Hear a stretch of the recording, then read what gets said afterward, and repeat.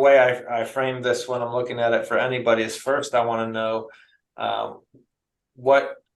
where are you on the blood sugar spectrum?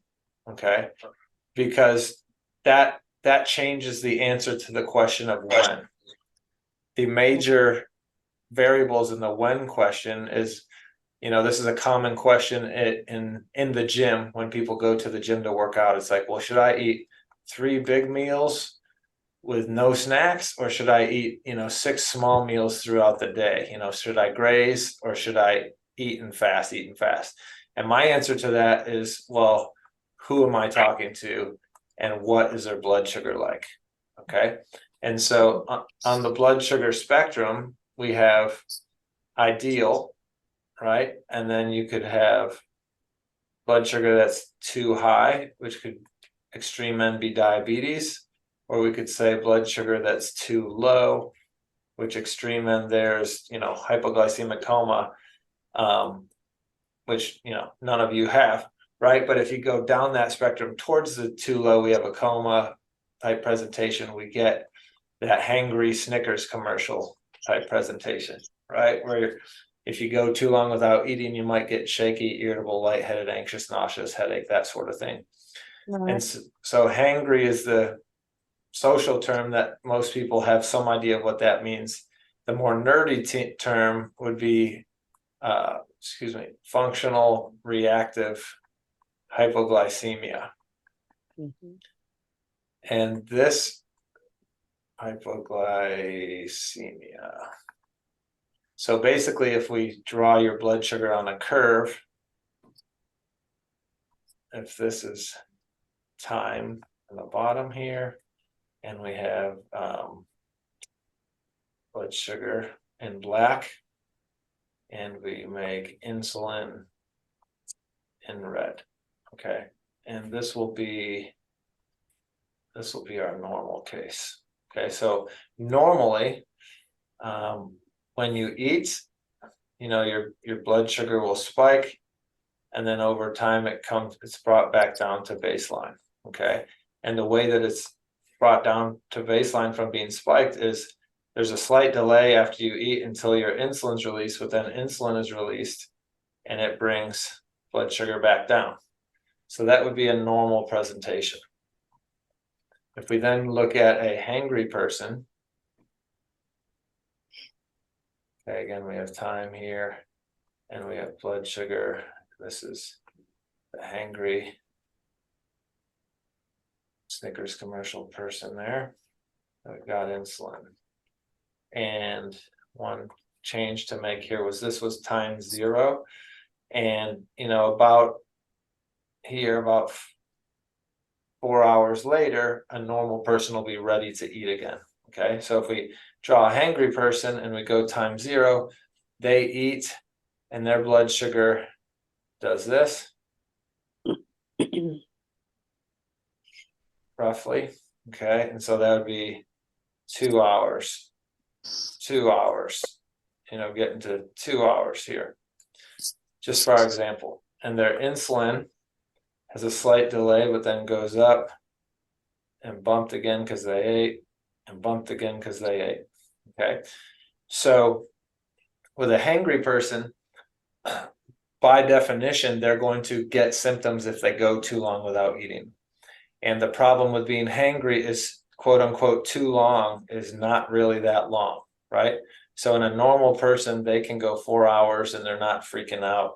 For example, if Kathy, you had normal blood sugar, and we talked about this at your visit, our goal is to get your blood sugar to normal so you and your husband could go on a hike. You leave in the morning, you come back in the afternoon. The hike was so long and beautiful and such good scenery that you skipped lunch because you were out in the woods, and you didn't fall apart. You didn't get shaky, irritable, lightheaded, anxious, nauseous, headache, none of those symptoms. You just had a normal day. You're like, whatever, I missed a meal, I'm good to go. Right. But someone that's got a hangry presentation, if they get stuck out in the woods, if their hike takes longer than 2 hours and they didn't bring a snack or some kind of rescue food, they might start to develop those symptoms. Okay, and that's not normal, and that's a stick in the spokes of your quality of life if you're trying to do things that require more than 2 hours away from food. And so what we have to do in terms of the when, right? If we go back to the when here, right now we have to meet you where you're at. So you need to be more like the 6 small meal, the grazer person. Okay. With the caveat that we're trying to widen the window here between times that you're eating. Okay. So if you go and hey, I can go 2.5 hours fine, but once I hit 3 hours, I'm having symptoms. Then our goal is say, hey, eat at 2 hours and 45 minutes. Like eat before the symptoms set in so that you cut off that negative experience, with the goal of widening that window to, okay, can I stretch it to 3? Can I now stretch it to 3:15? And over time, the goal would be to get you to, she can eat 3 big meals, no snacks, and enjoy her day, not have symptoms, etc. Okay. So right now the snacking answer is, well, yes, 6 small meals. It might be it might be a meal, or it might be, one of those quote unquote meals might just be a snack or a shake or something, right? So that bleeds in that way. And again, how much would be just eat enough to give you what you need to head off the symptoms. And the how much doesn't really matter if you're eating foods that are allowed for you, right? So if you're eating just the options that are available to you, then how much that doesn't really matter. Eat what you feel like eating. And so the last question about beyond having the symptoms of the hangries, why does this matter? Well, what we're concerned about potentially is oftentimes people who are hangry, with a hangry person, the clinical presentation often is on the thinner side, skip breakfast kind of person, whereas the insulin resistant people tend to be on a little bit heavier side, eating more than they need to, eating the sweets, that sort of thing. It's not, again, those are just avatars, not necessarily strictly appropriate in every case. But the reason we don't want to be hangry is because, yeah, they may be thinner and, hey, I can eat more because I'm thin or whatever. But remember, 20% of obese people are metabolically healthy, and there's a significant number of quote unquote skinny people who are metabolically unhealthy. So we can't judge the book by the cover. That's why it's good to test. Your test shows you're hangry. We don't want to stay hangry because over time, hangry can bleed into insulin resistance. How? Well, look at this here. Look at the insulin curve. When we're eating every 2 hours, the insulin curve never gets to return to baseline, right? So you've got this chronic, higher level baseline insulin. And I communicate this as if you've got a